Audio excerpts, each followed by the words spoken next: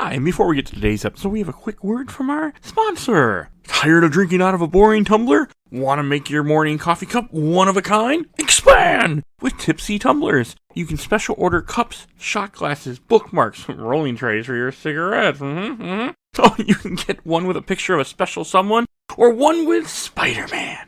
The options are endless. You can upload your own pictures or pick from her selection of design. With Valentine's Day coming up, this could be a great gift for that special someone, or even just for yourself. Hey, you can use the code GAMES2023 at checkout to save 10%. You go to angelstipsytumblers.myshopify.com. There will also be a link in the show notes. Now on to our episode today.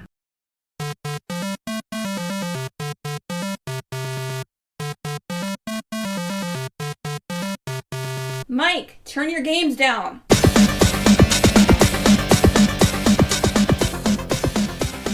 Hi, we're with another What Are You Playing episode of Games My Mom Found. I am Mike Albertin. What are you playing with me tonight? I am everyone's favorite king of useless knowledge, Joe Butler. Welcome. Hey, it's Trey from Nintendo Maine. Hey. Hey. How's it going? Welcome back. Yeah, this is my fourth show, I think. Right? Something something like that, yeah. Fourth time's a charm. Yeah, it was like Mario Sunshine, that other game. Mario Golf. And Mario Golf, and this now. So, can't keep me away. Well, hey, I'm glad. I'm always glad. And actually, I enjoy your podcast, too. I was listening to it when I had a root canal a few days, about a week ago. It was perfect. I just had I headphones in, had put on one of your 2023 episode Nintendo Main, and just listened to it while they drilled away in my mouth. So, I'm glad that we could help you. And thanks for listening. I'm sorry that you had to deal with it. I mean, yeah, I'm sure. I haven't had a root canal, but I've heard things. I mean, it's not. I've had worse. I'm actually having surgery in like a couple days, but I don't get to listen to podcasts because they put me out. You say, hey, I'd rather put under, because I always have a whole thing. If worse comes to worse, surgery don't work out, you don't wake up, well, at least you don't know. So sure, yeah, I guess you find out one way or the other. Yeah, for me, I'm a control freak, so I don't like being put to sleep, but out of my own control. You put my ass to sleep. I mean, I wouldn't be upset. I woke up 100 years from now and go, you're in the future. I'm like, I wouldn't be upset. I don't think that's going to happen, but I wouldn't be upset if it happened. You never know. So as we do every month, we are here to talk about what we've been up to in the last month, and I always find volunteers to join me. First game that I want to talk about, well, I actually don't have any of my notes because my phone this morning decided when it updated itself that it was going to just completely crash, and I had to factory reset the whole thing. Oof. So I recovered most of my stuff, but I lost all my notes for the podcast for like everything that I had. My seasons, everything was just gone. Oh no. Oh. You don't cloud that stuff at all? I thought I did. Okay. I learned I didn't. I should start clouding my stuff now. For a year. Cloud everything. Like all of our, what was it? We use all of our outlines are like through like Google Docs and stuff like that. So we can all access them and that sort of thing. So it's in the cloud. So it I lost all my text of like all my older seasons. I mean, that doesn't really matter because it's all published, but I lost all my notes and I was like, well, this sucks. Yeah. So yeah, I will be updating that from now on in a cloud version. Because I thought it was being updated on the cloud. It was not. Yeah, use like Docs or something like that. That's accessible forever. I was pretty pissed this morning. They have this thing I'm thinking about getting where I think it's like a USB, but it's legally steal data from your phone, and basically all it is like a USB drive with like memory stick in it, and all you do is stick it at the bottom of your phone, and it like copies all the data, and it updates it and everything too. So you can do that like once a month, and it'll save all your data on there and stuff like that. Okay. I mean, I normally don't have that much data where it doesn't matter, but this was not one of those circumstances. So yeah, everything was gone. But you'll remember the good stuff. I'm not. I mean, pictures wise, it don't matter. I post everything to Facebook anyway, so like I didn't really lose stuff that I can't get access to. It was just some of my notes, which I had a lot of it in my head, so I was able to redo it. But it was like, yeah, that sucks. But the game I want to talk about first that I can't stop playing is Marvel Snap. Are either of you two playing it? I've resisted. I have not played it yet, but I should, I guess. I just hate playing stuff on my phone. That's my thing. I'm not a mobile person at all. I'm not either. So I didn't even download. Also, my phone has no memory, so I can't even download it anyway because I'm always out of memory. Probably because I have like 20 gigs worth of podcasts or whatever on there downloaded that I haven't listened to yet. But it's like, yeah, I'm always out of memory, so I don't really download games because I don't play them on my phone. So that's what I've been like for years. Like I haven't, but for some reason, this mobile game, I play it every day, nonstop. Like every day the daily missions load, I do the daily mission. Sometimes I'll just screw around and just play matches just to earn like minuscule points towards the season pass or whatever. And I even spent $20 so far in this game, and I'm fighting the urge not to pay for the season pass again this month. Trying not to. Damn. I heard it's really good, and I'm a Marvel fan. Like I grew up reading comics and all that stuff, and I'm sure it's something that I would like. I just put it to the side because I got enough games to catch up on. I got that stupid backlog. I'm like, I don't need, and then like once again I said I don't want to play my phone. So I'm the same way. Like I find it just so strange that I keep playing this game because it's not that. I mean, I don't know what it is. Never into games like this. It's not bad. I played the opening, and I can see where like people are getting it from. It's pretty interesting and different. I played like the first half of the tutorial where you're like, what is it? Samuel L. Jackson, Nick Fury, and you're just it's basically talking tutorials, and I'm like, oh yeah, I can see why people get into this, and I turned it off because I was watching TV. I mean, is it Sam Jackson though? It's probably like somebody that's trying to do Sam Jackson, right? For sure. It's not his voice, but it's the caricature. Yeah, so bald eye patch, black guy. Yeah. Definitely Sam Jackson. Bringing you in, making you part of the Avengers, bringing you into the initiative or whatever you would say. It somehow strangely has been working for me. Like this game is just, I enjoy this game so much, and I mean, I never spend money on a mobile game yet. I spend $20, and I'm fighting not to spend another $10 because it's not worth it. But in my opinion, because it's just too much. What is your favorite card, or like what's your? I'm sure you have like a team, right, that you like put together or something like that. Because there's like make like a 12. I think it's a 12 card deck or something. It's not very big, but you have. I kind of been switching off too. I use the internet a lot, and I see what other people are making. I try to make that. But also, a lot of it's just collecting too. Like I've just gotten into right now. My whole goal is just try to get all the cards that I can get and build a deck that, and then yeah. Oh, it's a weird thing. Like I don't even know if I enjoy it per se, but I just keep playing it. I hope so. I think I do. But no, it's that collection type. It's a really interesting thing, and I highly recommend it. Like I don't know what it is about this game. I mean, I don't recommend spending money on it just because I don't recommend spending money on any mobile game. But just playing it for free, like just play it every day, do your dailies. I mean, you'll get that dopamine hit, and it's a nice little game just to have.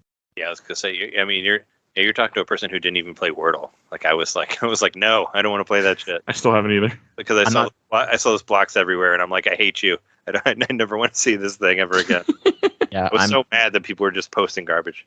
I'm not smart enough to play Wordle like at all, so I wouldn't even touch the damn thing. I can't do words. Did you try it though? Did you try it? I gave it like 2 or 3 tries, and I was like, nope, everything's just coming up like just completely black or like whatever. Like we're missing all the words. I'm like, yeah, I can't do this. I was just annoyed by everybody's posts. I'm like, I think I posted something on Twitter saying that Wordle was like the new COVID virus. That's like all of a sudden all your friends are posting it. It's like, oh my god, they all have Wordle. It spreads quicker. Spread quicker than people still post Wordle. I can't do anything with Word. I've never been able to play Scrabble. Like I cannot do word games in general. It's just not my thing. I can't remember stuff like that. But yeah, no, play Marvel Snap. That's really that's the main game I've been playing that isn't for the show. It's just one of those random things that's always on in the background for me. I guess if I had I mean it's it's like holiday. It's still like kind of holiday time, so I'm not working like really like as I normally would because it's like slow season right now. Okay. Maybe if I was on more jobs, I might try it. But most of the time when I'm bored on jobs, I just read comics off Marvel Unlimited off of my tablet or my phone. If I have a lot of time to waste, I'll just read digital comics. Same, but mine's manga. I read a lot of manga at work. Nice. That's good though. I mean, hey, you're making use of time. I mean, I still think that's a very important thing, is just making use of time when you're able to. Not for me though, because if it's not manga, I realize, you know what? Let me go watch like 3 videos of TikTok, and then I realize it's like an hour later, and I'm like, oh, I need to get back to work. I don't have that either. I don't have TikTok either. I fucking hate TikTok so much. Yeah, TikTok has I don't even like Instagram. I mean, and TikTok's like the spawning of that or the evolution of that or whatever similar. I think TikTok's evolution of Vine.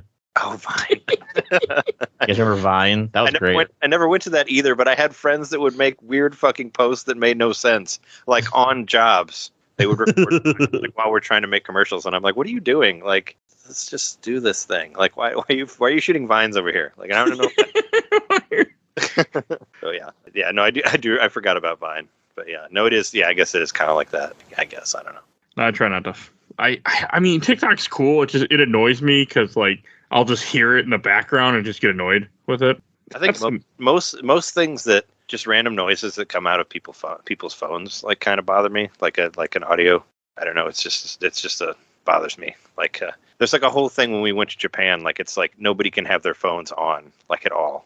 Like so it's like dead silent on the subway and all that. And Oh, okay. I wish everywhere would do that. Like it's like it's like kind of one of those unwritten laws or whatever, I guess, where people just don't like if you're listening to anything, you have headphones, so like there won't be random sounds just blaring out of whoever's phone or whatnot. I like that. That sounds nice. I was walking around in Walmart playing a podcast because I didn't have headphones in, and I just wanted to listen to my podcast, so I just had it playing randomly as I walked around. Oh, really? I was listening. Yeah, I was one of those assholes. I'm like, yeah, I'm just gonna. I had it quietly enough, but I'm just sitting there holding the phone in my ear like I'm some weirdo. Wow, I hope you do that with our podcast sometimes. Like, force it on the public. See, It was comic conspiracy. My voice is Walmart. that's not so bad because like I mean it's like a constant podcast you kind of have in your pocket. So I'm assuming you're just kind of listening to it on yourself. Like I think it was like a couple months ago I went to go get my new ID because my Texas ID finally expired, so I had to officially get a Missouri ID, and I was in line. And there was like this 15-year-old kid in front of me listening to music off of his phone, but he kept playing like the same 30 or 40 seconds of music. And I'm like, I am this close to choking this child out. Yeah, I would be like, what are you doing? Like, really? Like, yeah, go get some earphones, dude. Come on. I'll give you mine. Just you leave me alone. Just turn off your damn music. Yeah. Like, yeah, they're probably not that expensive. Go buy some, like in the electronics.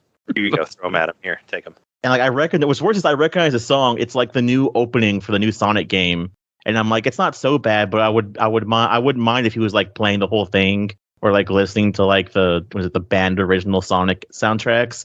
But he kept like repeating like the same 30-second clip from the song, and I'm just like, oh my god, dude, come on, you can't be that in love with that song, dude. Just please. From Sonic Frontiers. Yeah, I mean, that soundtrack is really good, though. That soundtrack's great. It's a badass soundtrack. It's like I was looking at because I like collecting video game soundtracks and all that. I was looking at buying it digitally, and it's like $50 because it's like 6 discs or something like that. Jesus Christ! Well, because they had a different song for like every level and every boss, which I think is fucking amazing. Like, didn't really repeat anything. Like every level has a completely different song. I'm like, that's damn, that's a lot. Yeah, the flex there. The boss fights have their own theme, and it's done from like. Yeah. A dude from a band, and it's just like it's like the best Sonic songs I've ever heard. The what is it, like Unstoppable, or it was like the first boss theme that you do. Yeah, Unbreakable. Like that song is so good. It's great. I love it. All songs are great, but yeah, I was just so impressed. Yeah, there's not like a boss theme. Like every boss has its own song, and every level has its own song, and every like area has its own song, and it's just like more people should do that. No repetition. It's interesting. I do want to play it someday. I loved it. I mean, I know it's like kind of divisive, but it was on my top 10 of last year. Oh, Trey, what is something that you've been playing in the last month? Oh, what do you want me to say? 1 or 2 or just? Sure, feel free. Doesn't matter. Oh, well, I mean, I wasn't sure how many you needed because, like mostly, I mean, for like the past month, just because, we did our like top 10 games of the year. So, you're probably playing a lot then. So most of the stuff I was playing was my top 10 list, was trying to make through as many as I could. And I beat Sonic Frontiers like right before the end of the year, like right before Christmas. And I beat Dragon Quest Treasures as well. Those were both like my number 7 and 6 on the top 10. So I got through those. And since I finally got past like all of the editing of like the top 10 episode and the top 10, and I have like a top 10 music episode that I did too, and a video and all this other shit. Now that I'm finally done with it, I'm just playing Xenoblade Chronicles 3, which was my favorite game of last year. So I've just been trying to finish that game, and I'm like 115 hours into it, I think. Jesus Christ! See, that's what turns me off. Well, I want it to be, but it's a very long. I mean, those Xenoblade games are always long, but I can't play that type of stuff. Yeah, you just gotta. I don't. I mean, this is a game that came out in July, so this 100 hours I didn't do like over a weekend. Like I've been doing like small, like every few hours, like like adding a couple hours like every day for like the past like 7 months or something like that. So it's been a gradual thing where I try to play it whenever I can. But now I'm gonna try to beat it in the next week is my goal. Hey, it always feels good to finish games. It is, yeah. I try to. We have a whole thing, where we we post it on Twitter and we have other like listeners who do that too, like to post their credits and say like beat of the week and all that stuff. And we share all our stuff through Slack and all that too, like between me and the other hosts. Like when we count up how many games we beat at the end of the year, which most people do. I think you did as well. I saw you post. I do, yeah. I unfortunately lost what I beat this month. I had to kind of go by memory because it was on the list on my phone. Oh, So, it's only been a couple weeks.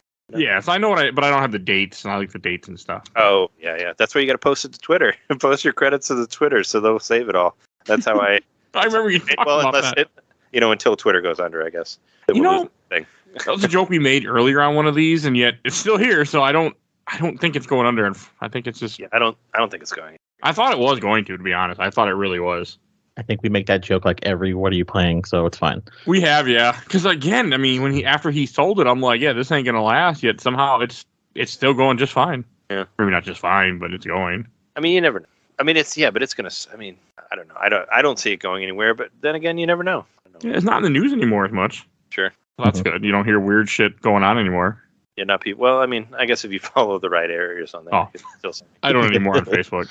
But yeah, no, I would say that's a good way to post your credits. One thing I did want to mention that was actually a part, if you don't mind, was the last episode that we did. The last Nintendo main episode we did was about a game called Any Escape, and it's actually a homebrew game that somebody made for the Nintendo Entertainment System. So it's like basically a new game for like the original Nintendo. And there's a whole bunch of people that we've actually talked to before, but we didn't talk to this guy yet. But we had talked to some of his friends. But he just put the game on Switch. So Any Escape is basically an escape room made for the original Nintendo system. And yeah, it was a cartridge. You could buy the cartridge for like $50. Like they made like new plastic cartridges and all that. And it just got released on Switch for like $5. So they sent us a code, like we got a free code for it. And so I was playing it for the show, and I've also been playing the Switch version because it's a little bit different than the other version that I had played. So that's what I've been doing, which is pretty cool. Like it's if you're into that, I think the idea of a lot of these homebrew NES games is to try to do things that weren't necessarily possible or weren't done, I guess, at the time. Not necessarily possible because they do develop it so it can play on the NES, but just try to do more than what was done at the time, because they're doing it later. But some of the sprites look really good. There's some pretty good like spoken word that's in there also and stuff like that. But yeah, it's like a room with 4 different walls that are all different, and you have like a mouse, and you can actually play it with the Super Nintendo mouse if you have the adapter for the NES and stuff like that. But it's just a bunch of like Nintendo nerds that like to make their own like new NES games, and we talked to the developer on it, and it's pretty cool. I've been fucking around with that. What is that? Was that a really cool horror game that came out? Not Haunting Ground, Clock Tower. It's like Clock Tower. Oh sure, yeah. Yeah, that's a point and click for Super Nintendo. Clock Tower that was like a Famicom game, right? Or Super Famicom, the original one. Super Nintendo. Super Nintendo. Yeah. Well, the Japanese, whatever. But no, it's a cool game, and I've been trying to get through it. There's a slide puzzle like in like the first. It's like one of like the third thing that you do, and I hate slide puzzles, so I'm trying to teach myself how to play slide puzzles. And there's a timer too, since it's like an escape room, so you only get like an hour to try to get through the whole game. So you're probably gonna lose and then have to start over again, and that's the idea of it. That sort of thing. That's cool that it's on Switch too. Like giving people the option to actually buy it and play it. Like a lot of people will experience it on Switch. Yeah, and it's really cheap too. Like I said, it's $4.99, so it's like it's pretty low for Switch. And I thought it was it's great that I guess it's a 8-Bit Legit is the company that's like trying to bring a bunch of homebrew stuff to Switch and all that. Which they actually have a company called Retrotainment, and they've actually put a bunch of homebrew NES stuff on there as well. Like they did was it Haunted Halloween 85 or 86? And they just did the Garbage Pail Kids game that just got put on there that was supposed to be a game that was in development that never got finished, and they kind of just like, I don't know, that was the story. I don't know if that's actually true or not. Garbage Pail Kids are terrible. Yeah, no, it's awful. It's got like the lady with the snot that throws it. It's completely disgusting, but yeah, it's, for people never watched that movie. It's you have it as an NES game now on Switch and all that. Okay, I'm good. It's very disgusting. The whole snot thing really kind of bothers me, but phobia, I guess, is like the snot guys in Zelda with the big like. Oh, it didn't bother me, but I watched the movie Garbage Pail Kids. It's fucking horrible. I'm sure it's awful. I've seen parts of it. Yeah, it looks real bad. I've seen it twice. I always thought they were real, like the cards in themselves were real disgusting. They are too. But that's the idea. And Joe, what is some stuff that you've been playing? Before I get to the coup de grace and my special Christmas gift, I'm like towards the final bosses of the Pokemon game. I got Scarlet for my Switch. Yeah. Oh, I've Yeah, it's a great game with all the silly, goofy glitches. The Pokemon games, I feel, as people complain that they've been getting easier. I feel like the stories have progressively getting better with H2 because you always have like I think what is it? Like I said, I'm towards the end of the game, and they've changed the system around now to where you catch the legendary after you beat the Elite Four. It's not like before you get the 8th badge and all that other stuff. So this one has 3 different paths you can do. You can what is it? You can level. From what my friend said, you can level up your Pokemon and not have to worry about them disobeying you, as opposed to if you catch them and they're higher level than the badge you have, they won't listen to you. So that gives you the option to fight any gym leader you want to. So you can go to like what's considered the 8th gym and fight that gym leader, but all their Pokemon will be level like 50. Oh, I thought that. I mean, I beat the game. Like I beat Violet, and I thought it like didn't scale at all. Like I think everything is just whatever level it is. So you can go to one that's super high and just try to beat it. Oh no, I think I got 3 badges in, and I went to the Psychic gym leader, and I was like, okay, because I'm pretty sure I thought the same thing too, like with the game scales. And all her Pokemon were level 40 and mine were like level 20. And I'm like, oh, okay, so that wasn't confirmed. I just got my ass handed to me. Oh, yeah, no, I'm saying they don't scale. That's what I'm saying. Like, they won't. Yeah. They'll be whatever level they are, no matter what level you are. Because I did what I love that game. And what I thought was really great was, you can just go wherever you want. So I did that. I just completely threw caution to the wind and was just like, I'm just going to go south and I'm just going to go around like counterclockwise, just from one to another, to another, to another. And who gives a shit like which one is what? I never looked at a guide or anything. I'm just like, And I had a blast with it. I thought it was great. I think it was like number 4 in my top 10. It was up there. But it was a great time. Yeah, it was, and it's got its bugs, but the story's great. The character's incredible, and the 3 different paths I thought was amazing. Yeah, I've gotten spoilers to what the end game is, and I believe this is probably the maybe second darkest a Pokemon game has gotten.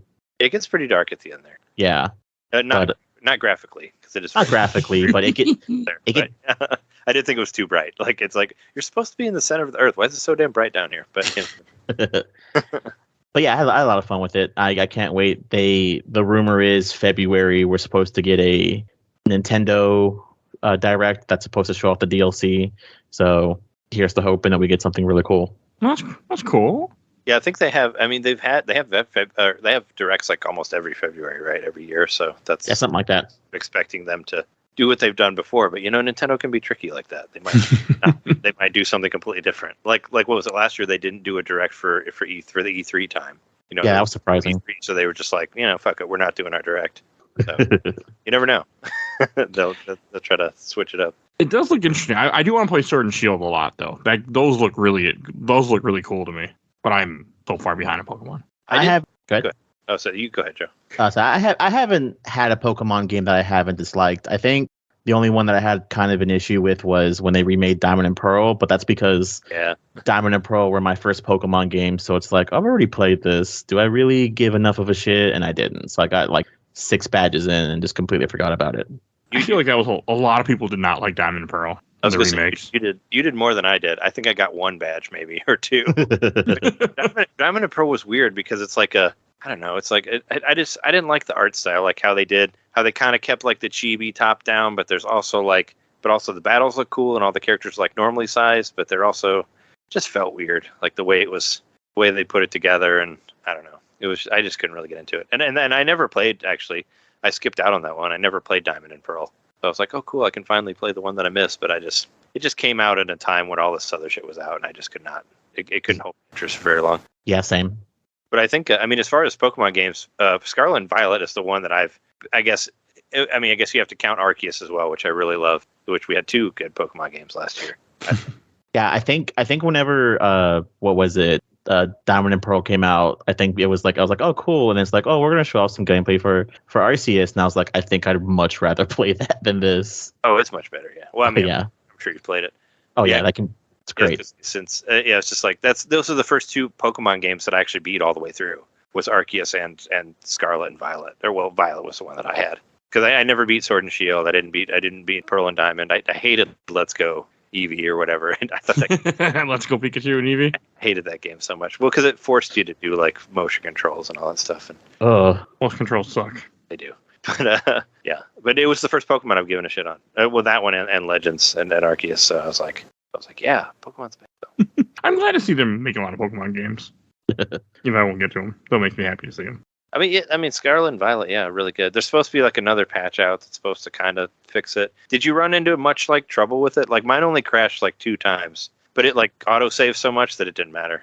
Yeah, my game never actually crashed. I learned, someone said that as long as you turn the game off completely every like an hour or 2 or so, you won't get anything bad. I want to say recently, because I really, really got into digging around into it.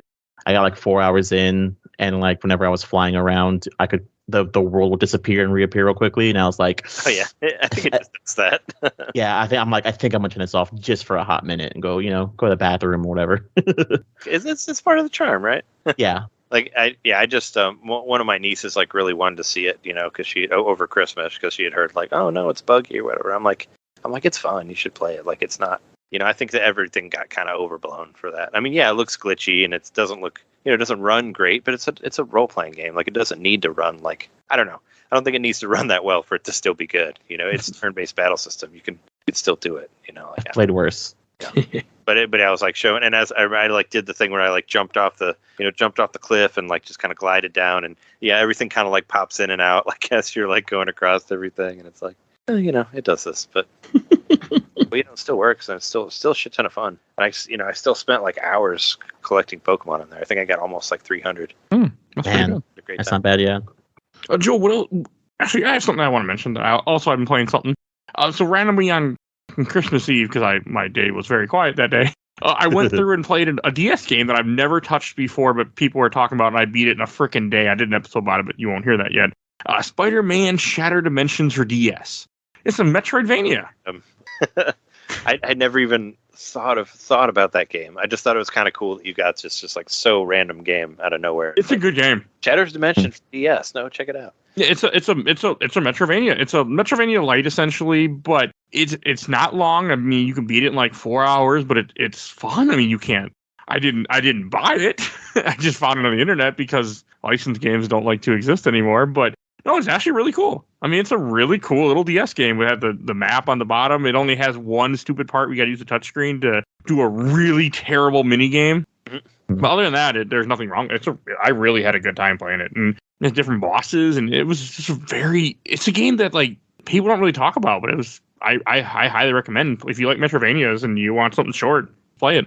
Oh yeah, no, those Shattered Dimensions, that was a day and age where like, what was it? They were doing all different stuff. So your PS3 and Xbox was one port, your Wii was a completely different port, and your Game Boy was a completely different port. But I always feel like the Spider-Man games are really hard to find because I really want to play Web of Shadows. And the DS version or the 360 version? The 360 version. Yeah, because the whole Venom concept and designs for that game are great, and a lot of the different dialogue options, everything are really cool between the regular Spider-Man and the black suit.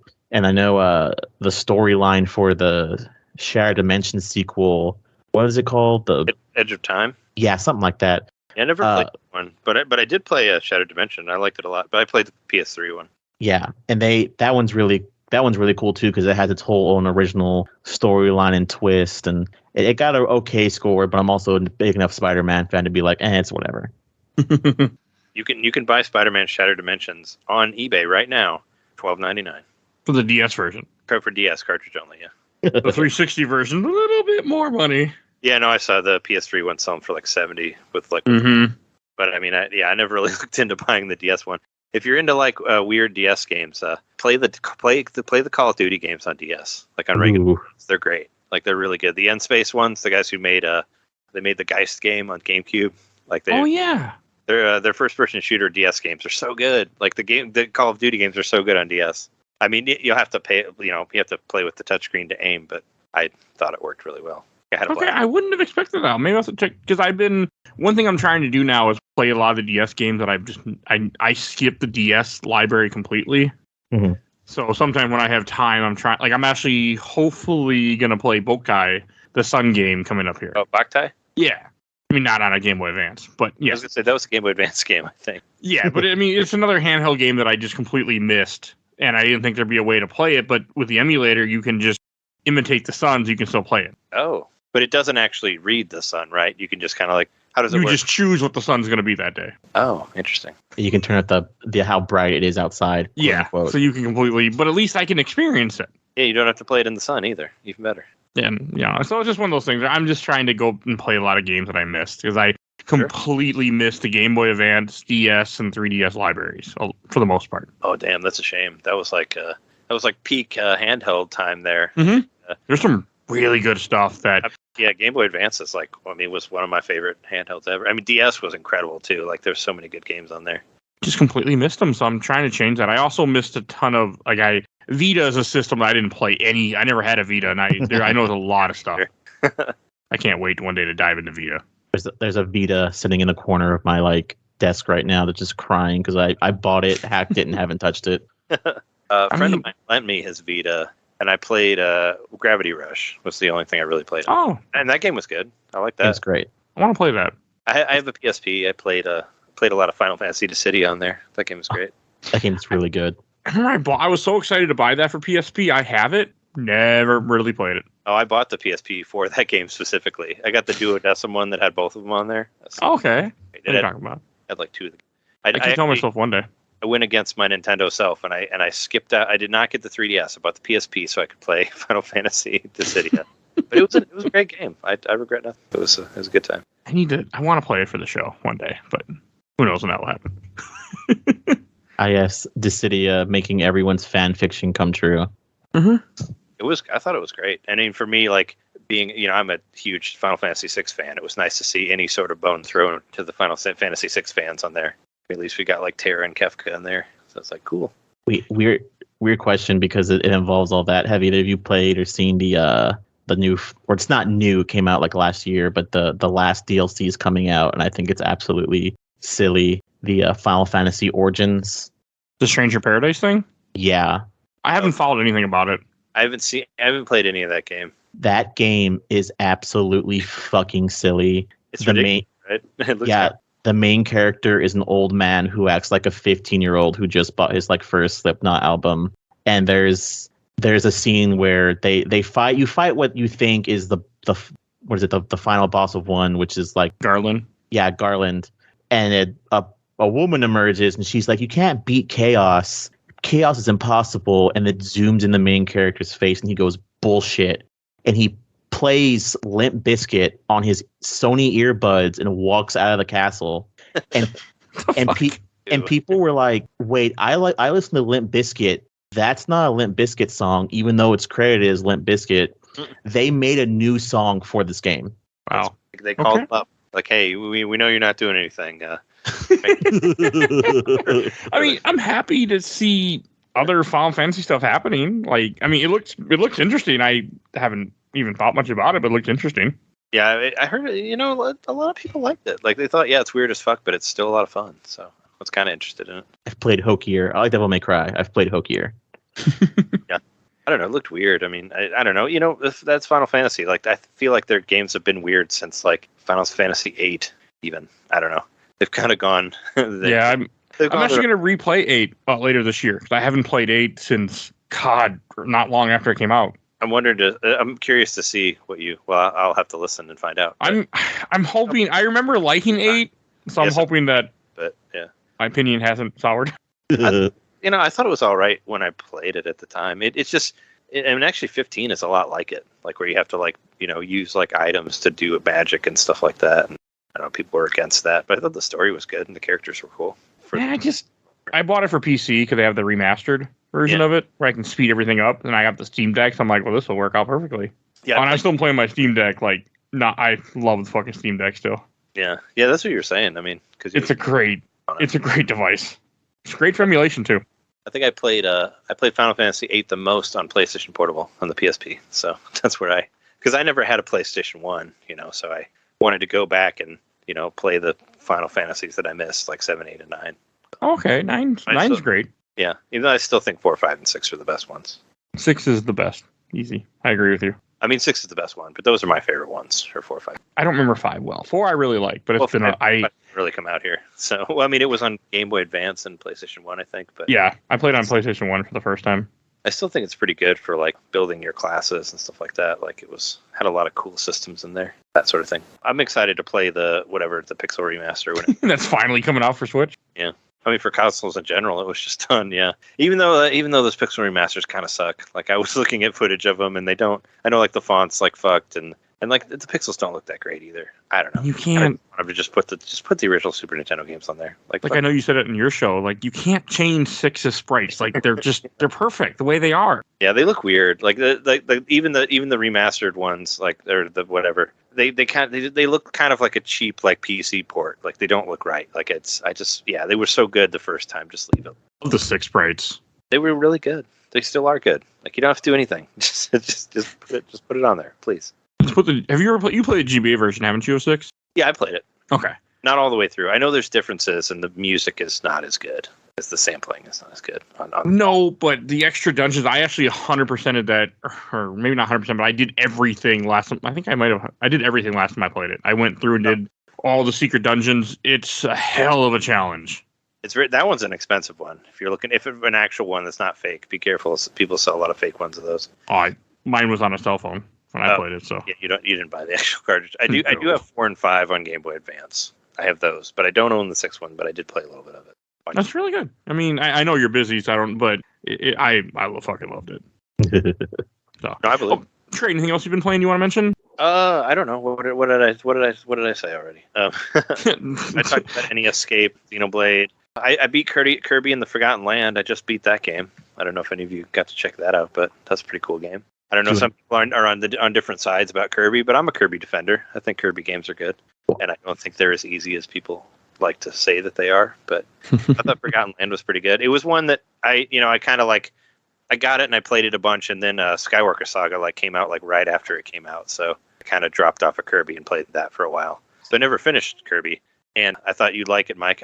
I beat it while I was editing, so there you go. Because you don't think that's possible somehow, but no, it's I beat the boss while I was editing, so I paused the editing and watched the end of the game, of course, because I don't want to not hear the audio from the game at the end. And it's great, and shit kind of goes to hell at the end. I compared it to Bayonetta on the show because it kind of has sort of a Bayonetta moment at the end of the game where all these skyscrapers are falling down and Kirby sucks a whole semi truck up, and he's controlling this giant semi truck and driving over these fallen skyscrapers to go to space and save the world. And Kirby really hits hard at the end. I feel like they always get hit hard at the end of those games. Where it's just oh yeah, and by the way, world destruction, and everything's gonna fucking die, and you have to save it. That's interesting. And Kirby's like an elder god, apparently. So, I find it interesting. Well, hey, but I do gotta say, with your edits, everything sounds good. You don't have a lot of ums. You don't have stuff that I'm like, why is this in here? Like I have certain shows I listen to every week, and every week I'm like, why don't you cut this out? Like he's like, I'm like, cut this fucking stuff out. Oh yeah, I cut all the ums, and I mostly cut my own breathing. I cut all that out too. But no, I mean, I still find it impressive that you can play games and edit at the same time. I mean, I edit and watch TV, but I'm also constantly clicking and changing things. Yeah, I mean, well, it's a little bit of I'll go through, I'll kind of go through and cut down all my breathing over everybody else's talk, and then I'll kind of go back and listen to the talk while I'm playing the game, and then I don't know, it's weird. I can kind of focus on the sound and what I'm with. When I have something to do with my hands at the same time, I feel a little bit more focused on the audio, I guess. It helps.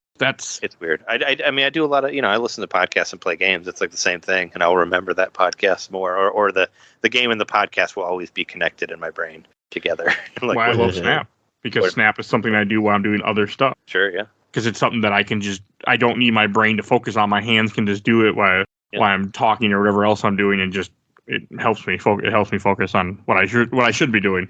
You don't have to listen to the music, so you can do other shit while you're. I didn't even know there was sound on Marvel Snap until one day I was watching videos like, oh yeah, there's sound for this. That was kind of the problem with Xenoblade. Xenoblade is it demands all of your attention. You need to if you want to, you could play it and listen to stuff, but you'll miss all the story stuff and all the good voice acting and all that. So you have to kind of put everything to the side and just fully dedicate to Xenoblade. And that's probably why it took so long for me to finally get through it. Can't do other stuff on the side.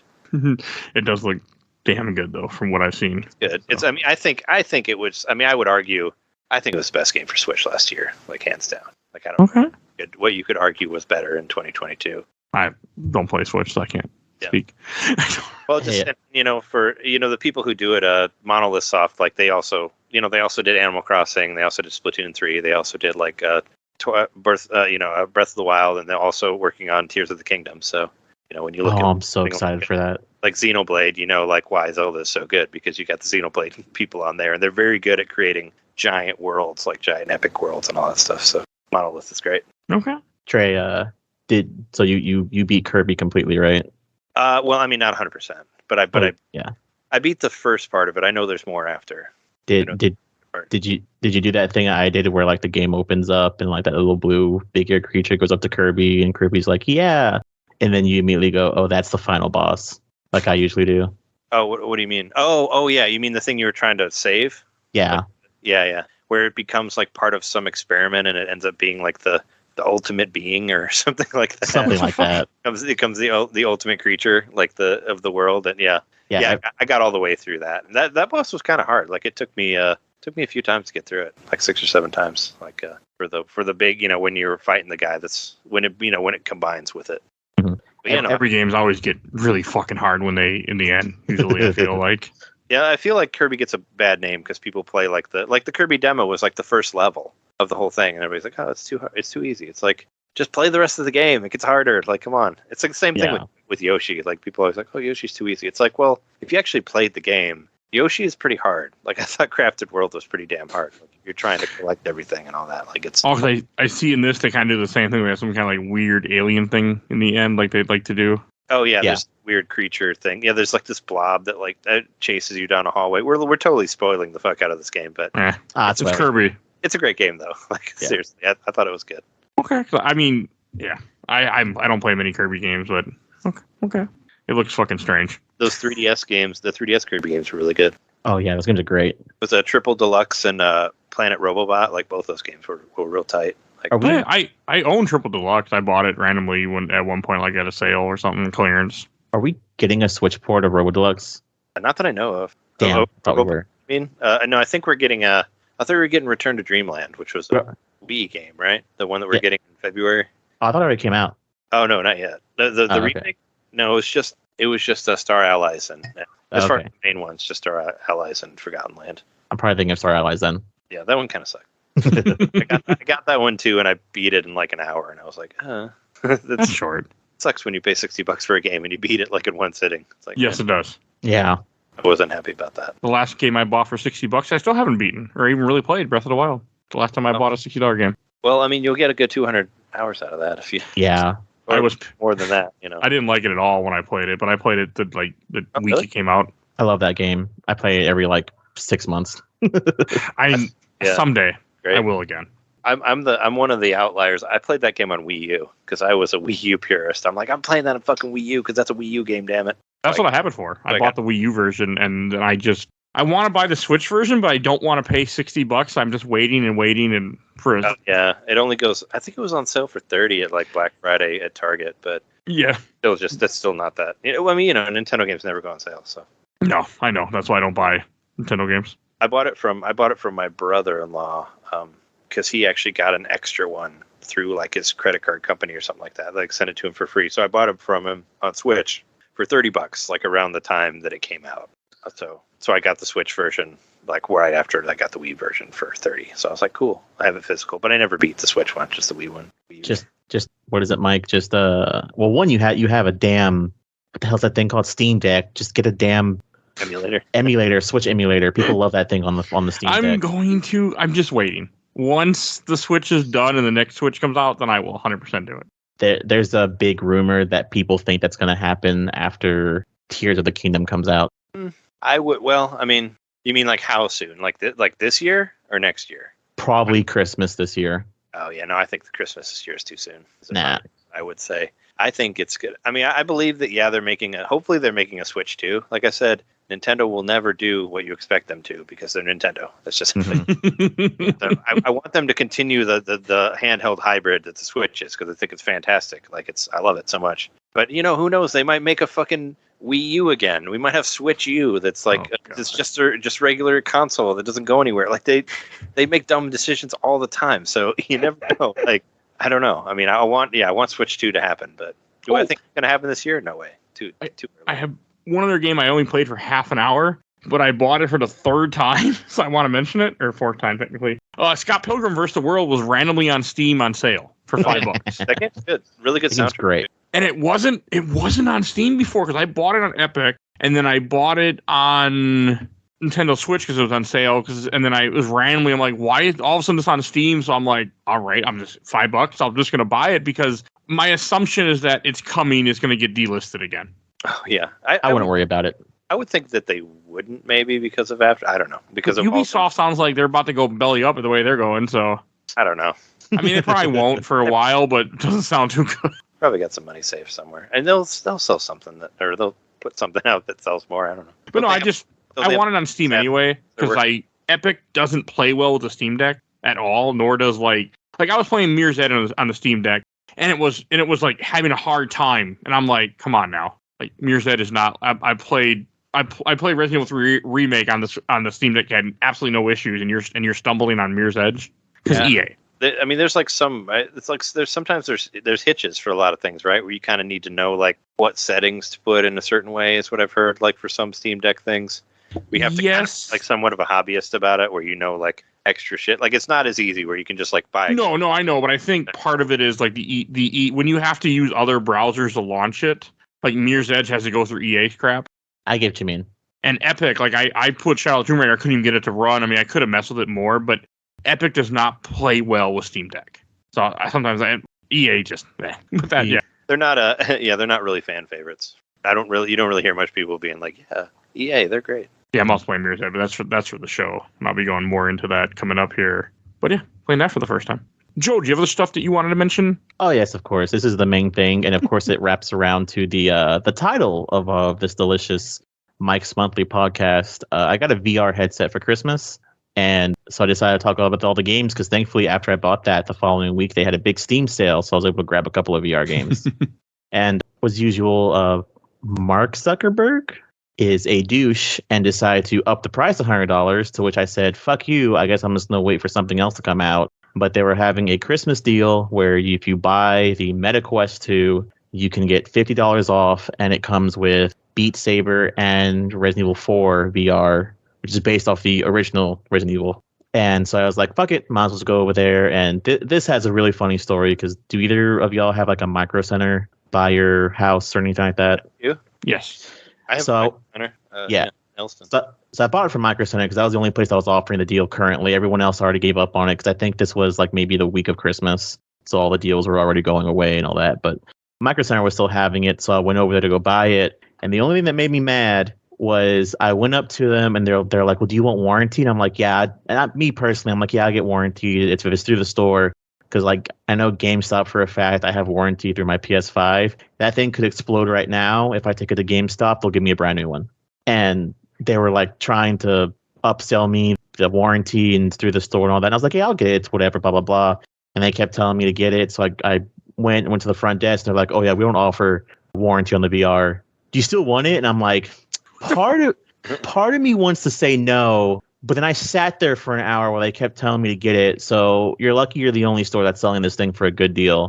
So yeah, I will still take it. They broke you down. That's what you're saying. They wore you down on that one. Well, I was already going to get it. I just don't get why they were like, oh, you should totally get it. You know, I fell flat on my face and it blew up and I got a brand new one through Micro Center. And I was like, oh, okay. And it's like, then why aren't they offering it anymore? Yeah, and it's like, no, they didn't offer to begin with. Their store doesn't offer warranty on VR headset. So I'm like, oh, cool. They just flat out fucking lied to me then. That's cool. That's something you want. But yeah, I got up to where I'm about to get Ashley on Resident Evil VR. That whole game's a fucking trip.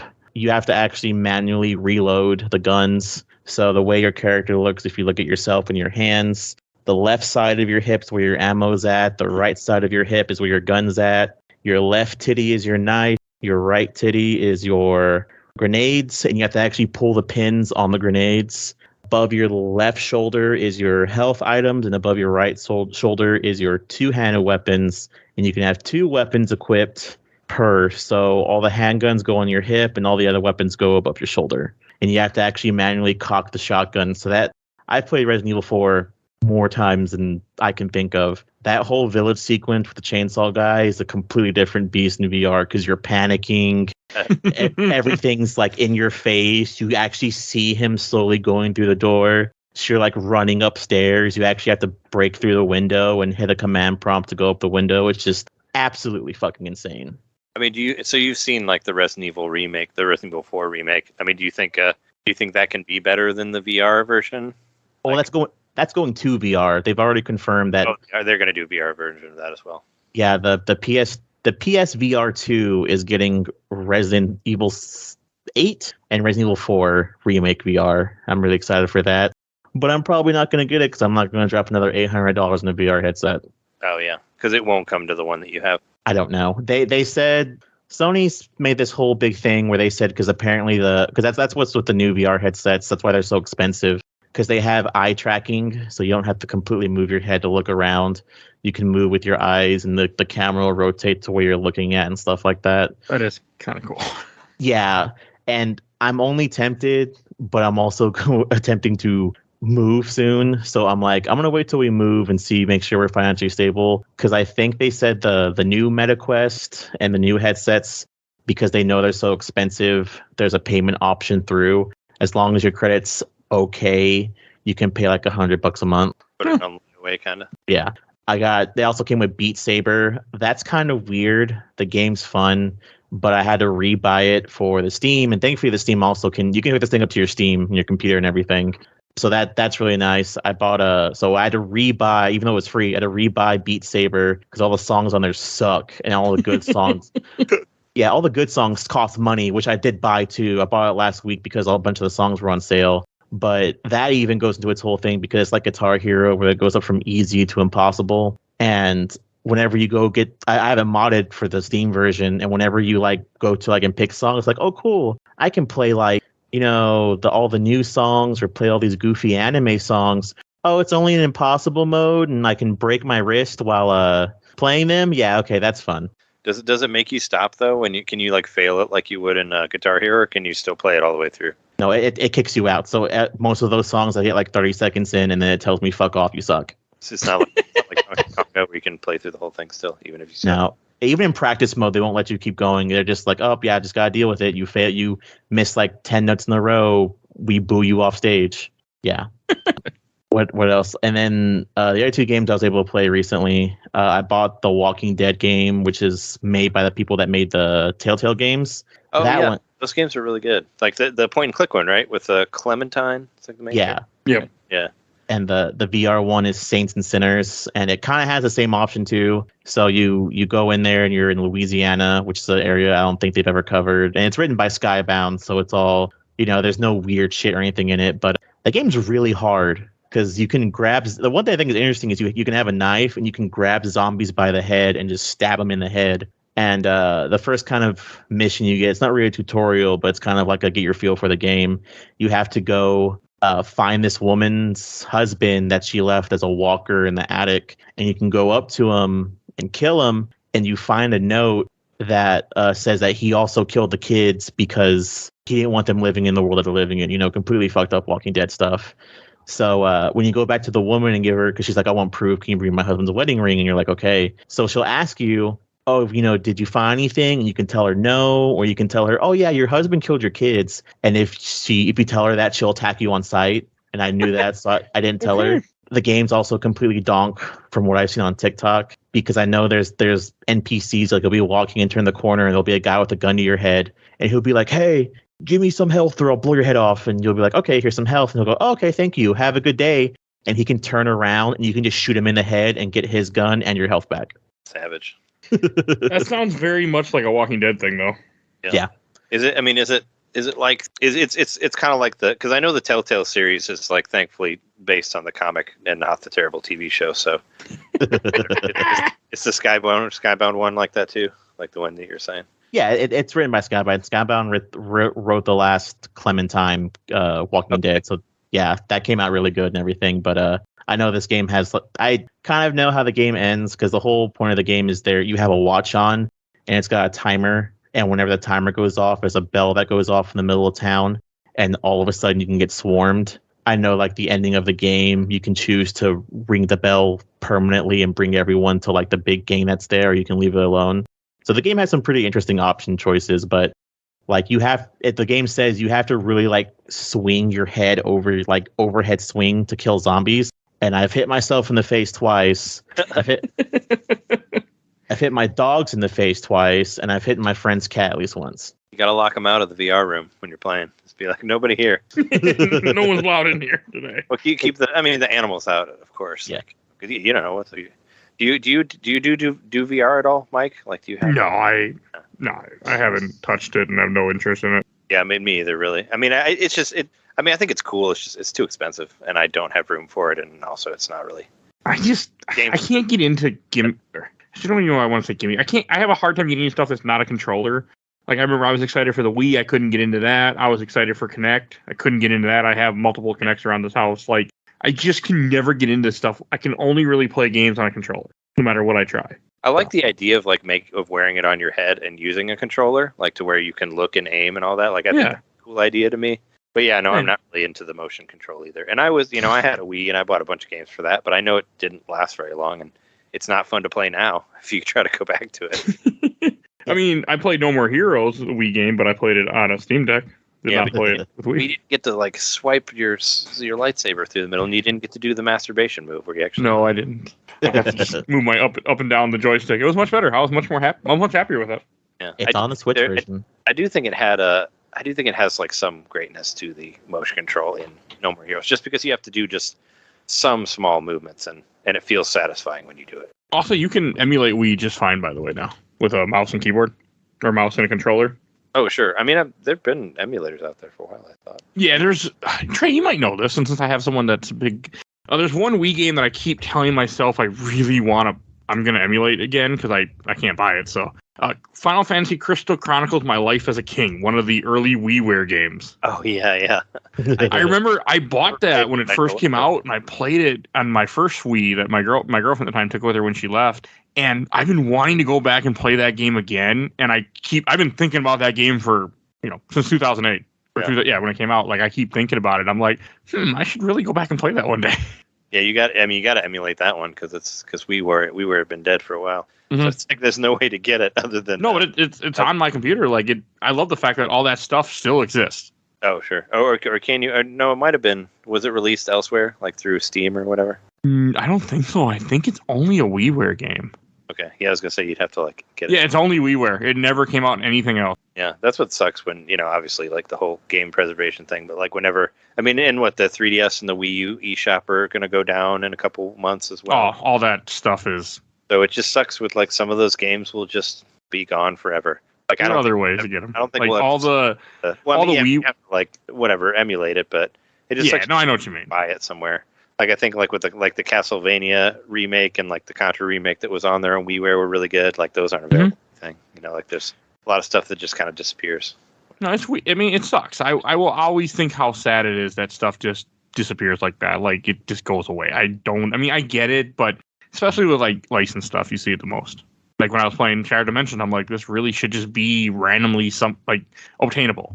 Yeah, and it's not. Obviously. Yeah, like you're saying, that licensed stuff is always tricky because it was like okay for one company, but now another company has it. I'm surprised that Konami was able to get all those Turtles games back. Same. Like, I have a funny thing where I recorded your event.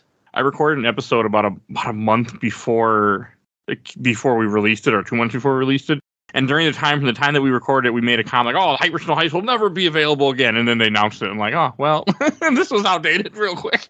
I played it. I played through it on Switch. It was great. Hyper Snow Heist, good. It's a good game. It is. I'm glad that they did it though. I'm glad that it got that they. I would because one comment that was brought up by Spider-Man episode when we did that, which you won't hear yet. With Microsoft buying Activision, people are like, oh, maybe they'll take Activision's huge catalog and like release a compilation of different licensed games. No way. Marvel is too. Spider-Man. Well, Sony owns Spider-Man, so it's like Yeah, there's just too much. Plus, Disney, I don't think plays nice. Yeah.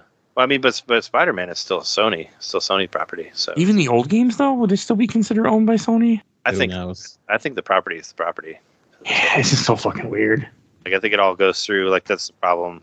I mean, that's a big thing with what like trying to get GoldenEye out again and all that was like this licensing stuff through the Bond license and whatever.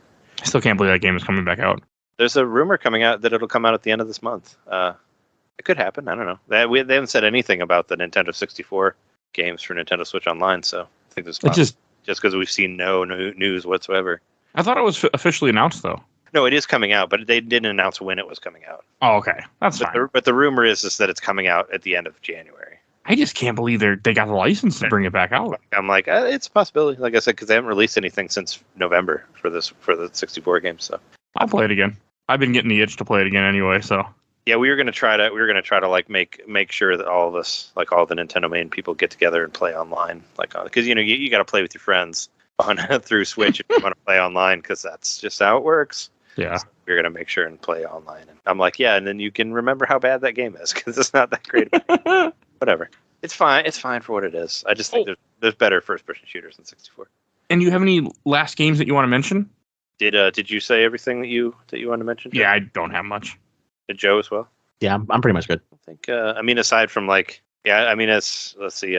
Yeah, I made like a folder for my Nintendo Switch of like games I want to beat in 2023. So I'm trying to be positive, but no, that's good though. Hey, anything that helps you finish games is a great thing. I mean, I make a list every year of what game I beat, the date I beat it, if I use save states or not, if I use rewind. I do that all the time. That helps me beat games. Oh yeah. Well, I mean that's part of your show too, right? Because you would yeah, but even before the show, I did it. I just beat more. Yeah, I just try to. I post it. I'll like post it to Twitter, and then I like text, and I'll like put it to our Slack as well. And now I have I made a games to beat in 2023 folder, and I also made a games beat in 2023 folder because I love making folders on Nintendo Switch. I like go crazy with it. So I know the year folder. I got my RPGs I want to beat. I put all my Dragon Quest games in a folder. I got all my Shin Megami Tensei Persona stuff in a folder. Even like the Cloud Resident Evil stuff with the other Resident Evil stuff, I put it all in a folder. Like I like folders; they're fun. But yeah, I put one game. I moved Kirby into the Beat game, so I'm like, yeah, beat Kirby. So no, it feels good. I love beating games, and I'm hoping to get through Xeno as well. Did you ever? I know you briefly mentioned it earlier when you were talking about the annoying Sonic Frontiers cell phone thing. But did you get to play Sonic Frontiers, Joe? No, I have a weird story about that. I went to GameStop because I know for a fact they were having it on sale for the Switch. Yeah. And my GameStop whatever pro membership was about to go out. So they're like, oh, if you renew it now, you get $20 for a $20 coupon. So I was like, okay. So I used that and got Sonic Frontiers for like $20. Nice. Oh, but you have it, but you haven't played it. Yeah, no, I'm vastly behind. What is it? I want to get through some of these VR games for this week.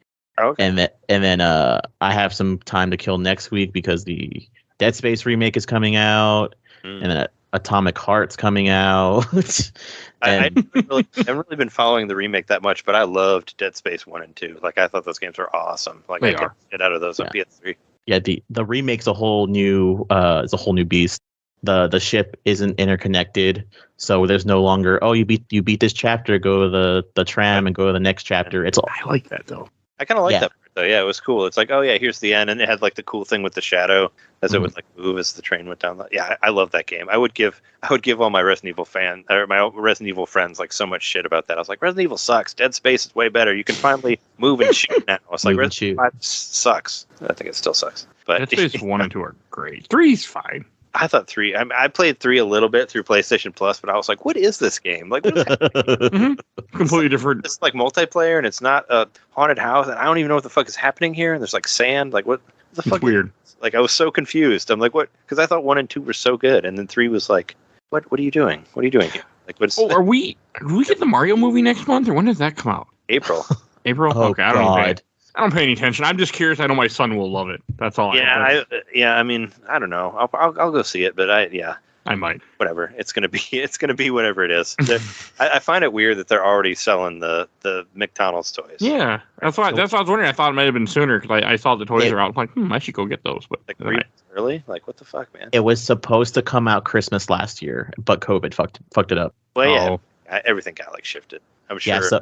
So they had it to where it was supposed to come out in December, and then McDonald's released the toys after the movie came out, and everyone was excited about it. But That makes sense then. I didn't really Yeah, because Everything those got- deals don't change. like everything's behind, you know. So. Mhm. Oh, and then you guys have any TV shows or movies that you watch that you want to mention quickly? I have I don't know. one. I have one TV show I'm really excited for that comes out in an hour, and one TV show that I wish I could burn a fire. Sure. What are those? The Last of Us comes out tonight, I believe. Tomorrow, Sunday. Tomorrow. Well, it might come on tonight. You know, some people it's like stay up till like 1 in the morning. Yeah. Oh, I thought it was scheduled. I thought it wasn't going to be on till like 10 because it's like on the schedule. Oh, okay. I don't know. Don't take me for my word for fact or anything. I thought it was going to go like, because you know a lot of their Sunday night shows, they won't be posted to HBO Max or whatever until like 8 or 9 o'clock or whenever they're supposed to play like on actual regular HBO channel. So that's what I thought. Well, it might not be because I also heard we're getting the whole thing too. Like we're getting all 10 episodes. Really? That's not good. I don't know. I do like binging stuff, but I think it's better for the property itself to let it sift. I'm fine. Go ahead. I was just saying, I mean, I thought Disney Plus kind of like made it to where people cared about week by week, like with the WandaVision and that sort of They thing. have. I don't mind that. Yeah, I like waiting the week to week. I don't mind. And a lot of shows still do that. Like, well, I know like some like Amazon and Hulu and HBO stuff will still do like week to week. So yeah, I don't mind. It stays in the conversation longer than it just like dropping in one day. You know, it's like people talk about it for a week and then it's out. You know, so Well, It's better that way. yeah, we'll see, because the only reason why I think it's coming out fully is because the reviews are coming in and people are loving it. But whenever I see the reviews, people are like, oh yeah, all 10 episodes are great. So I'm like, I guess we're getting all 10 episodes in one go. I think they're just getting them earlier because they're reviewing them. Actually, I'm looking at IMDb right now, and IMDb has them slotted as like week. Okay, that's cool. good.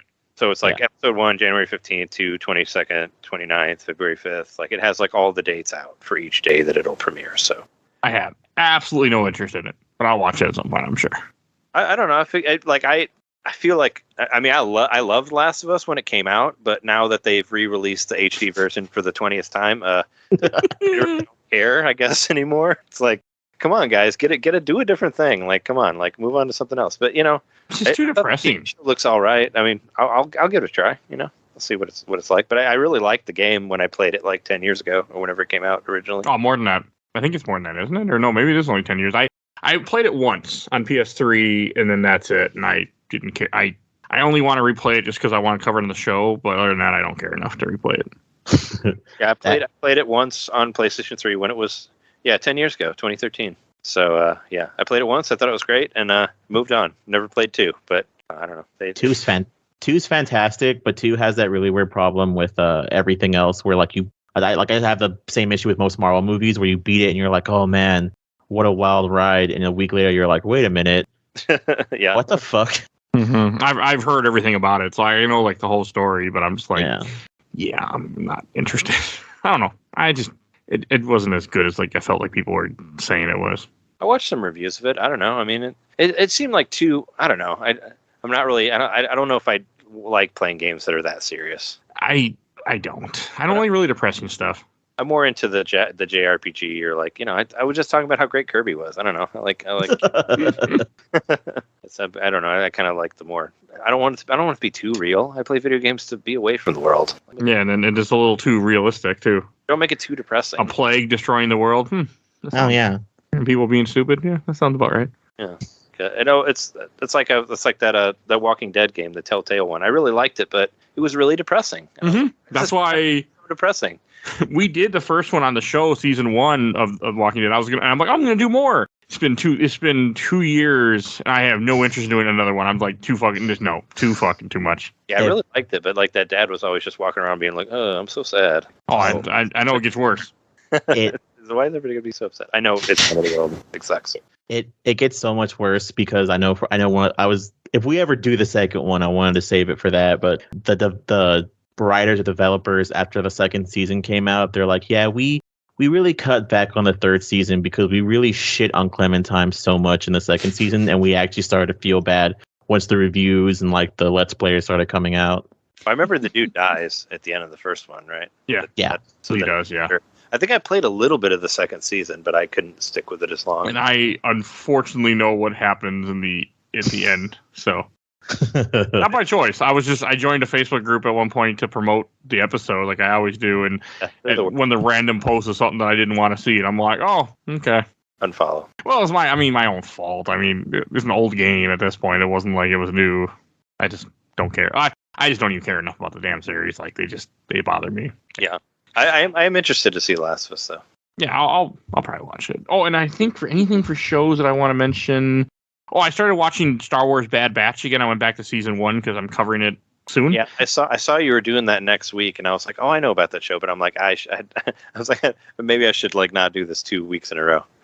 But no, I mean, I haven't seen the new one yet, but I'm a big fan of most of David Filoni's stuff. It's season 1 is good. I stopped because I just didn't like the whole.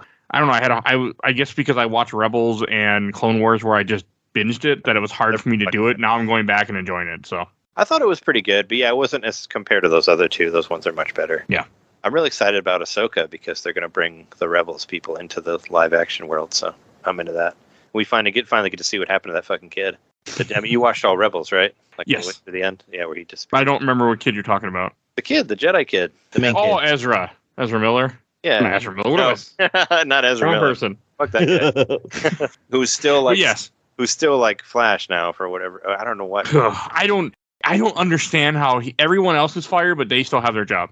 Yeah, it's like weren't they like breaking into somebody's house and like stealing, they've been arrested and stuff and all this other shit and I'm pretty sure charged and just like constantly just getting arrested for all this shit. It's like my guess is that they're only saying that until the movie comes out. After the movie comes out, they're just gonna quietly have them gone out of the picture. Yeah. Like, yeah, they don't work here anymore. They just don't want to. They don't want to do it before the movie comes out because then it will fuck over the movie. I bet they're worried about. Yeah. I mean, the movie's already kind of a train wreck, right? I mean, and they're cutting parts of it because, like, it wasn't like Michael Keaton's supposed to be in it, and he got cut. Or Batgirl was going to be in there too, and they cut that movie, so she got cut too. So it's like, what do we even have left? And it was supposed to come out 5 years ago. Jesus Christ! I believe it. That's been done for a while, right? And they were trying to do the Flashpoint paradox, which is really good, but you can't start Flash with Flashpoint. Yeah. Like, how are they going to... It's not going to be that good. I don't know. I mean, that animated movie was great, but that's the animated stuff. Yeah, but also, like, that's, build... Flashpoint, you need to have other stuff to build upon. Like, just... Yeah. Like, hey, we're going to make Flash... Let's start with Flashpoint. Like, why don't you just do a story of one of his many different, rogues galleries? Like, it doesn't even have to be an origin. Just have him fight one of his rogues. They could have done, like, a movie of the show. Like, I was into that show for a while. The show was really good until a certain point.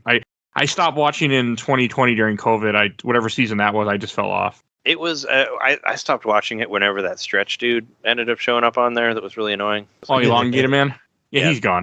That guy sucked. Well, I forgot what the actor did something. Like, wasn't he like a sexual assault, like some other stuff, like from the actual? Yeah, he did something. I don't remember, but yeah, he got canceled. He deserved it. So. Yeah, I remember he sucked, but also there was some big like crossover thing again that I didn't really want to watch because Crisis on Infinite Earth.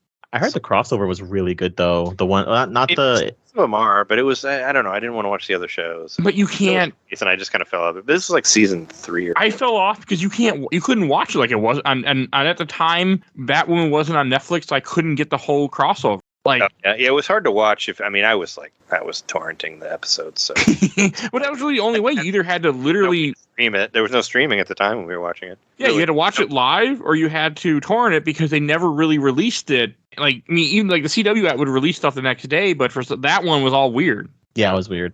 Oh yeah, they had the streaming thing that kind of worked, but not really. And it had some it was terrible commercials on there from shows from like 20 years ago that they had right. I tried it legally once to stream it. Yeah. When Supergirl came out, I'm like, I'm going to stop torrenting. I'm going to watch it on. I don't torrent anymore, but I'm going to watch it on here. And I'm like, it just was freezing. It was constantly not working. I'm like, fuck this. I'm just going to torrent it. And we're going to watch it that way. Because I wanted to watch it legit, but when you're legit, it's just garbage. And my internet was fine. It wasn't my internet. Yeah, no, the apps were always kind of fucked. So that's what. Also, I felt like with the show, it's like, how many times can he just like run fast and save the world? I mean, I like the Flash as a character, but that was like a lot of it. It's like 10 seasons worth. How can he like break the speed barrier? Like then now everybody's a speedster, right? Like isn't like 10 of them all Flashes? I gave up. But yes, it's just commercials I've seen because I gave up too. Yeah, there's a really goofy moment where his sister wife says that we are the Flash, and it pissed off a bunch of fans. Sister wife? What? He marries his stepsister. Oh, Iris. Yeah. Okay. Yeah. I was confused. Like, he has another wife? What did I miss? No, but they're in love in the comic also. Yeah. They make it less weird in the comic though, but they weren't raised together, yeah. Yeah. I I was really into all that stuff. I stopped watching The Flash for two separate reasons, along with the Arrow. The Flash's villains were always just him. Like I think after the second one, the third one was this guy in a big metal suit, and I was like, Yeah. Salvatore or whatever. Wasn't his name Salvatore or something like that? yeah. Second season. Yeah, something like that. But yeah, it's just him. Spoiler alert. And then the Arrow was whenever it was a Flash crossover, and Oliver Queen finds out he has a kid, and it fucks up the whole thing. I think it gets all of them killed, and the Flash rewinds time, and he's like, Oliver, you have to tell your girlfriend that you have a kid. And then he's like, or I can lie even harder. Sounds like And yeah, it's just like an Arrow thing. So I was like, I don't think I'm gonna watch this anymore. I love the first two seasons of Arrow. I thought it was great. I mean, I was a big Green Arrow fan. Like I love the Kevin Smith stuff, and I used to read that shit in the '90s. And yeah, and I thought those first two seasons of Arrow were great. But yeah, that kind of like same thing. Like around the third season, I was like, I and it was only for so completely. I don't think I haven't really watched anything else. I've been watching a lot of documentaries lately for some reason on Netflix. Like there's a really weird one about a pizza bomber where they put it. You watch? You know what I'm talking about? No, that sounds awesome though. Well, it's not. What it was is they went to go rob a bank, and their way to rob a bank was they put a bomb attached to a collar that they had this guy that they kind of tricked. That they tricked into it. Not kind of. They tricked into it. Had him go to the bank, and then it didn't work out very well. So because the cops thought the bomb was fake, he thought the bomb was fake. Bomb wasn't fake. Oh, so yeah, it's a very real fucked up like. It's a weird 4-part series on Netflix that I watched. Really good though. Like that's in the first episode. I mean that happens. I mean this is a real. You can look it up, but it's really fucking weird. Like just really fucking weird. I need to find this documentary for you, Mike, because I was listening to a different podcast, and they were talking about stuff that they were watching, and the documentary is about this dude who's a con artist. He was at a certain age to where he was trying to do was like the next con because his last one failed, and he found this family that had like lost their son. They've been looking for him. So he lied and said that he was their son. And there was like this whole thing going on. But I think they said that the reason that the documentary is interesting is because from his perspective, he's at some point he's like, yeah, I think I kind of got out of there because I kind of had an implication that they had killed their kid and they were just saying that he was missing and all this other stuff. And, I was able to survive that. But then the other implication is after the whole documentary is over is they're like, don't forget that this guy's also a con artist. So everything he just talked about throughout this like 4-part episodes is probably a complete fucking lie. I think I watched some of that. Oh yeah, you should. I'll have to watch it. I've just been on a weird documentary kick. Like I was watching all the Batman animated series, but I got to season 2 and I fell off. Mm-hmm. That's so good. It is. I just but the first season is like 70 episodes or something like that. That's right? also why I fell off. I just after watching 60-some episodes of Batman, I'm like, okay, I think I'm done with Batman now. But I don't know. I get my documentary kicks. And I just start watching a ton of them. I can't remember what else I was watching. Oh, another thing I should mention that I mentioned real quick is I watched a YouTube series about the 2003 Turtles show. Much as I've never actually seen a lot of that show, God, that YouTube series was really fucking good. Like, is that the live action one? No, that's the second cartoon version of it. Oh, okay, because they did have a live action show with a girl turtle. I know, and I know that was in the 2000s, but maybe that was later. I think it's late 90s. I can't remember, but I know it's garbage. I still think that 2012 Turtles was the best Turtles there was. The newer one. The CGI movie. The show, the Nickelodeon show from 2000. Oh, that one is pretty good.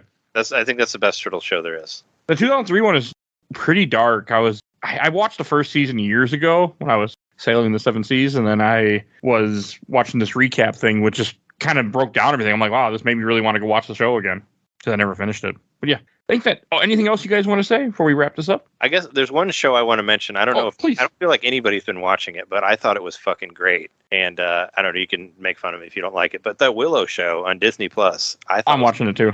I feel like I'm my wife and I were like one of the few Willow fans there are. But when I was a kid, Willow was like my favorite fucking movie I'd ever seen. Like I wouldn't stop talking about it. And people used to make fun of me in school because I constantly talked about Willow. But I was like so obsessed with that when I was like 8 years old or whenever it came out. And I was so happy that they were making a new Willow. And I thought the show was pretty badass. Like, we just finished it. The last episode was just a couple days ago. I haven't finished it yet. Good. I thought it was good all the way through. Like, I thought they actually made it pretty decent. I know, like, I know Val Kilmer's almost dead, so he can't be in it. But yeah, which is sad. but I mean, you know, I've always been a huge fan of Warwick Davis, and I thought he was great, and I liked all the characters, and I thought it came out well. I mean, compared to most Disney shows, actually, I thought it was really good. I thought it was better than most of the Disney ones that are on. Looked like it had a better budget than a lot of the other ones, too. I actually had never seen the movie before I realized, not all the way through, because me and my wife were watching Willow. We got to the point where there was 2 episodes left, but they hadn't dropped yet. So then we went and we watched the movie. And I was like, I thought I saw the movie. I've seen parts of it, never saw the whole thing before I realized. Oh, wow. Yeah, I saw it in the theater. Like, and I was huge into it. I had all the comics and the toys and all that stuff. And I really want to play the NES game. Oh, I played that game. I mean, it's like a wannabe Legend of Zelda game. I know, that's why I want to play it. I mean, I played it when I was young, so I was too dumb to figure out how to play it, but I thought it was kind of cool at the time. Speaking of wannabe Zelda games, I just got done playing Crusader of Senti, which is going to be on the show soon.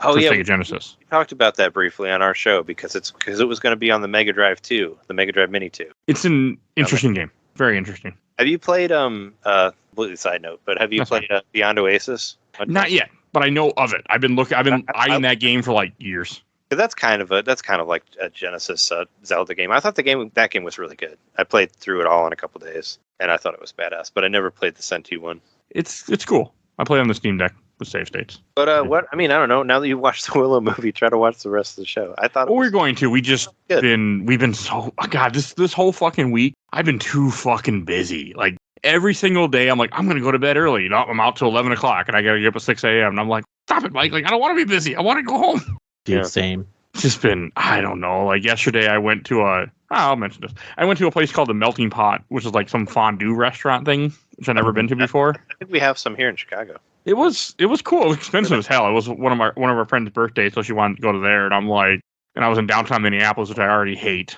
So but it was a really cool experience. I mean, it was an experience. That's just the way. I mean, the food was good, but the food was great, but it was really just an experience where you are just there. And then I remember when I was trying to get to my car, I went the wrong way, and I'm walking down the block. I'm like, why does nothing look familiar? And I had 3 different people ask me for money, and for some reason, my voice changed when people asked me for money. Mm-mm. Like my accent, I don't know. Also, I had an accent. I'm like, oh, I'm sorry, man. I got no cash. I'm like, why am I talking like this?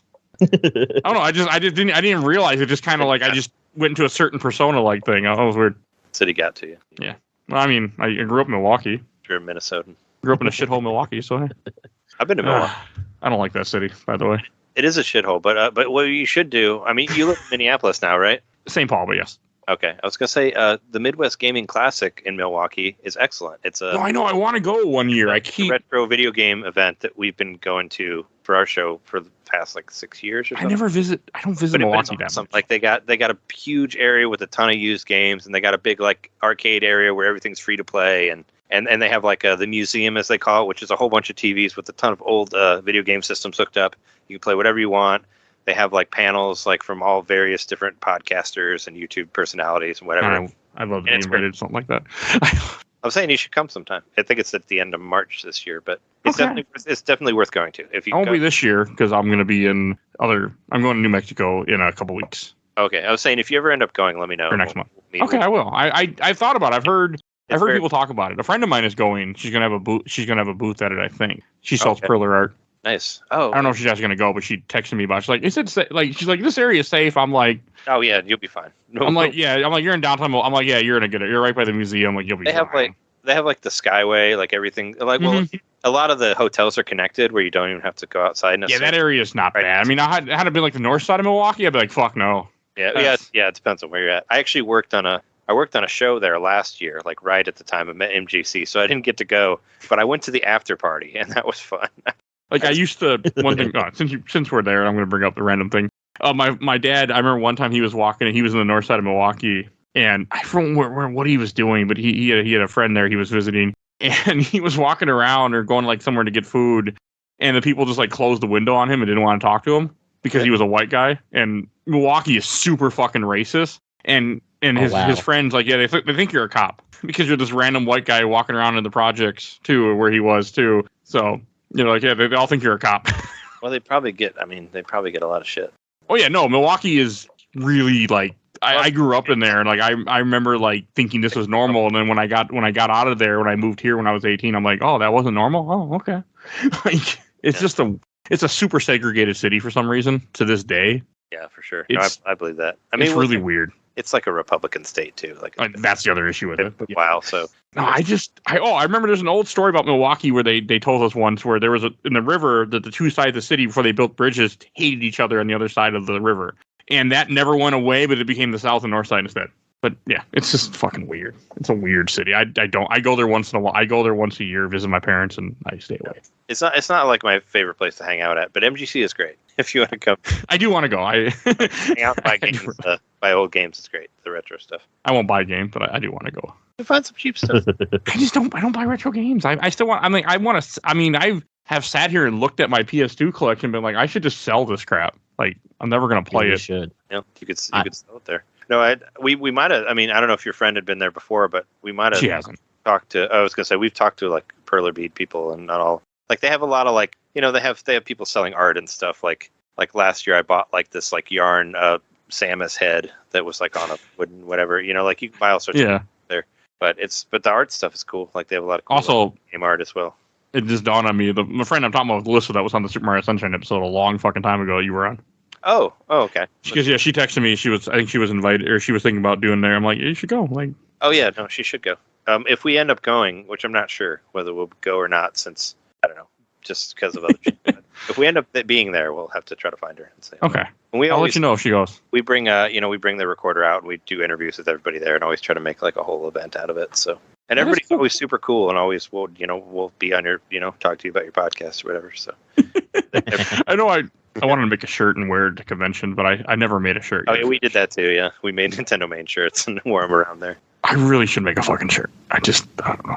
Just do, I don't know if you have we have a 1 hour tease here where you can just send them a picture and they'll make you a shirt for like $20. Yeah, that's what we did before. And then it fell apart. I've done a bunch of other shirts that aren't Nintendo main. That I made like a Doom 64 shirt, and I have like a Super Empire Strikes Back shirt that I made. Like stuff like random video games that only I care about. Get like the front that says like games my mom found. The back has like manager on it. It used to be like games my mom found podcast, and it had some text. But yeah, it was the old logo, and it just kind of fell apart. I actually have pictures of me wearing that shirt when I went and met Jonathan Franks and stuff. Nice. Oh, those pictures are all gone now. I just realized. Fuck. Because your phone? Damn. Yeah. Damn. I mean, they're on Facebook, so they're still around. But I'm like, fuck. Yeah, you can resave them from there. You can save them on Facebook. They'll come up in my memories at some point. Yeah. Remember this? Fucking A. Pissing me off about that phone. Whatever. Yeah. All right. Anything else you guys want to say before we wrap this up? Don't watch the new Velma show. It's bad. Okay. I wasn't going to. I didn't even think about it because I don't know. I don't really care. Is it bad? I saw it was there, and I'm like, okay. But yeah, I don't care what we do. If it's HBO, who knows how long it'll actually be there? Because they're like getting rid of all their shit. Fucking HBO Max. I thought I thought the new Doom Patrol stuff was good on there on HBO Max. Oh, I like that show. Yeah, Doom Patrol's great. I need to catch up to it. Yeah. I need to watch that. That was my wife and I started watching that during the pandemic. I thought it was a good because that was originally a DC Universe show or whatever. Yeah. Yeah. But I'm glad it survived because it was a good show. And that was based on a lot of like Grant Morrison's writing of the Doom Patrol and all that stuff. So some weird shit in there, and I like it. So I think those shows survived because the shows themselves were really good along with the IPs because it was that Titans surprisingly, even though I don't. Yeah, still around. I haven't seen any of that, but I know people like it. And the Harley Quinn show. The Harley Quinn show is also part of it. That's great too. Yeah, I love that show. That show's good. I need to see. I watched the first season, but I really liked it. I haven't watched the new season yet for some reason. The series is really good. There's like one plot point that I really, really hate, but it's whatever at the end of the day. Okay. You're okay with just being like, yeah. Hmm.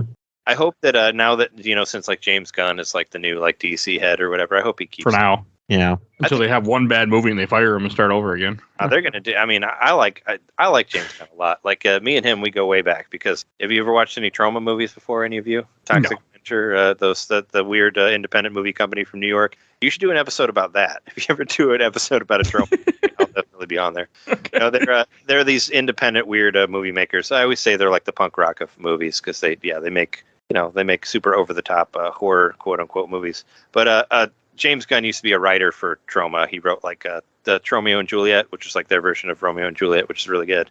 And that's how I've known him since then, since back since like what, 1999, I think was when that movie came out or something like that. I've heard of it.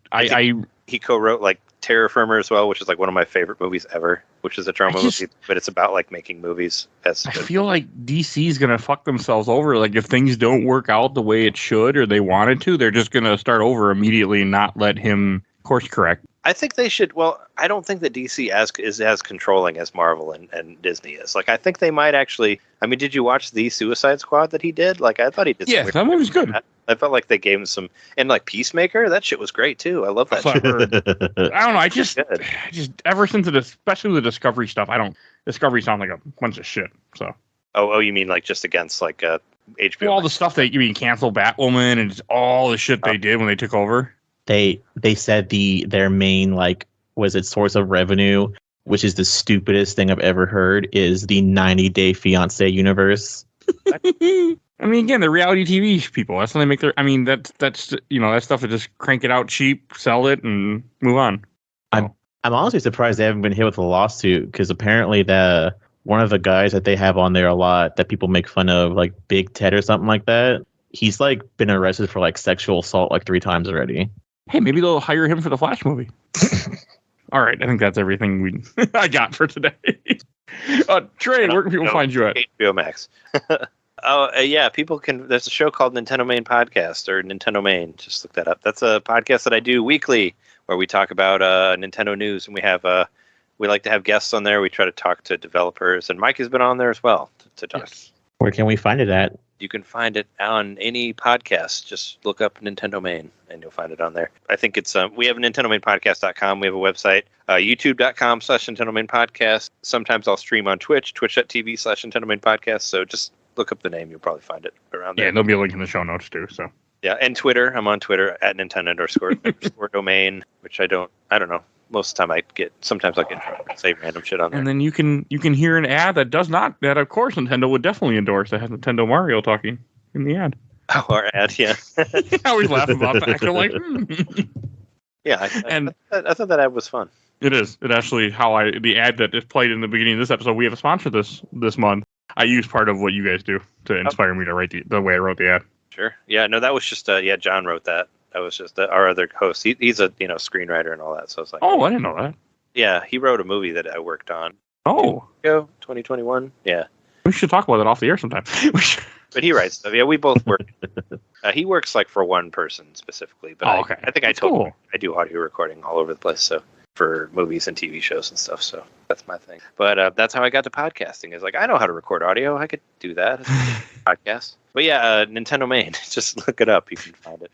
All right. And if you want to support the show the 2 ways. One, we have a sponsor for this month, Angel's Tipsy Tumblers. You heard the ad in the beginning. You'll see a link in the show notes. Definitely go check out her stuff. You can order some specialized items.